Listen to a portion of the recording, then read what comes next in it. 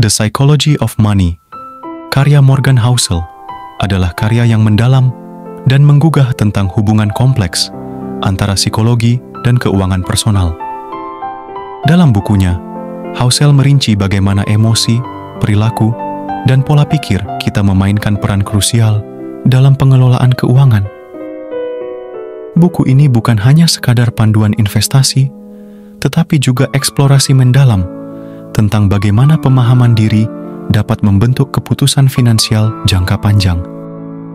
Terdapat 8 poin penting yang ada di dalam buku ini.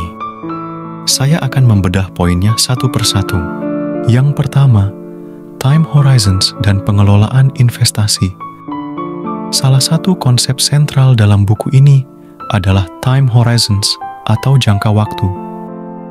Housel menjelaskan bahwa banyak keputusan keuangan yang bijaksana memerlukan pandangan jangka panjang. Investasi yang berhasil memerlukan kesabaran dan ketenangan untuk menghadapi fluktuasi pasar jangka pendek. Penulis memberikan contoh bagaimana kesabaran dalam berinvestasi jangka panjang dapat menghasilkan keuntungan yang signifikan. Kedua, ketidakpastian dan risiko. Housel membahas dampak ketidakpastian dalam kehidupan keuangan. Ia merinci bagaimana setiap keputusan finansial melibatkan sejumlah ketidakpastian dan bagaimana manusia secara alami cenderung merasa tidak nyaman dengan ketidakpastian tersebut.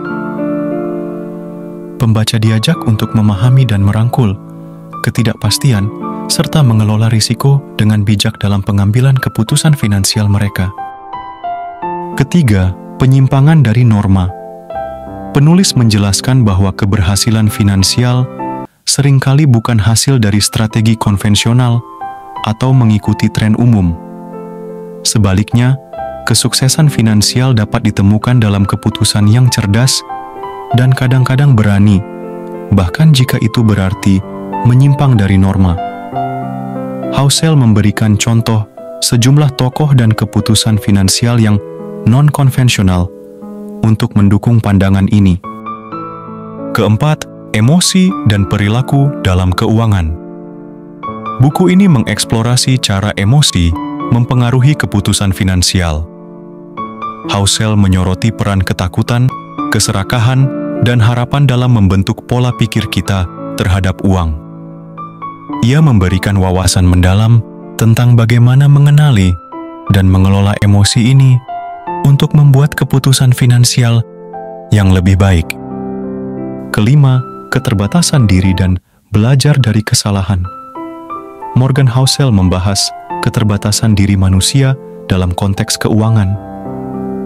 Ia mendorong pembaca untuk mengakui bahwa kesalahan akan terjadi, dan yang terpenting adalah belajar darinya.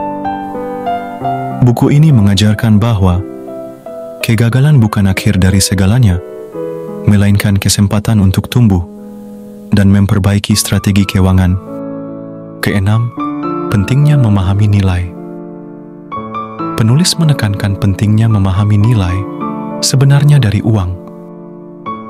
Banyak orang mengukur kekayaan hanya dari perspektif materi, tetapi Housel mengajak untuk mempertimbangkan nilai-nilai non-material seperti kebahagiaan, kesehatan, dan hubungan sosial.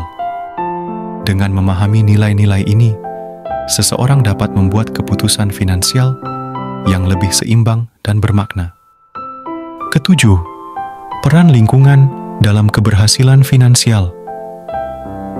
Housel menyoroti pengaruh lingkungan sosial dalam membentuk pandangan kita tentang uang.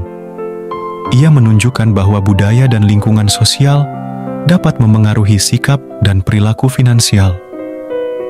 Oleh karena itu, pemahaman terhadap lingkungan dan pengaruhnya sangat penting dalam mengelola keuangan secara efektif. Terakhir, keseimbangan antara hidup dan uang.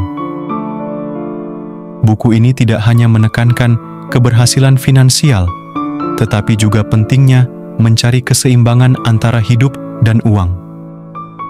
Housel mengajak pembaca untuk mempertimbangkan apa yang sebenarnya penting dalam hidup mereka dan bagaimana uang dapat menjadi sarana untuk mencapai tujuan tersebut. Secara keseluruhan, The Psychology of Money bukan hanya panduan praktis untuk mengelola keuangan, tetapi juga perjalanan introspektif ke dalam cara kita memandang dan berinteraksi dengan uang. Melalui penggalian psikologi keuangan, Morgan Housel membantu pembaca membangun dasar pemahaman yang kokoh untuk membuat keputusan finansial yang bijaksana dan berkelanjutan. Itulah 8 poin penting dalam buku The Psychology of Money. Semoga bermanfaat. Terima kasih.